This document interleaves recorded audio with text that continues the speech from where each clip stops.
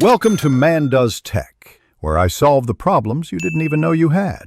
You start by verifying the client and region so you don't chase invisible servers. Once done, update patches to match public lists. Open the server browser and immediately apply filters. Low skill or newbie tags, ping below 150 milliseconds, and small player counts. You should enable showing experimental or unranked servers because noob servers often lack ranking. This first scan narrows thousands to a manageable dozen. Act quickly, because popular noob lobbies fill fast. Once you see candidates, sort by newest or lowest average level to surface true beginner lobbies. Read descriptions for explicit newbie-friendly notes like coaching, relaxed rules, or training modes. These indicate a better learning environment.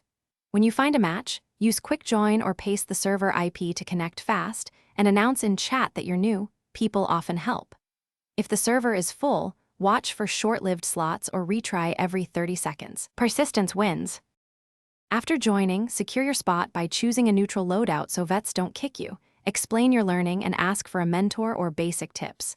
Participate politely and follow server rules. People tolerate newcomers who respect the space. If you can't discover noob servers, check your NAT type, disable strict firewall or VPN temporarily, and restart the client. These network fixes unblock filtered lists. If problems persist, relaunch with matchmaking region, change.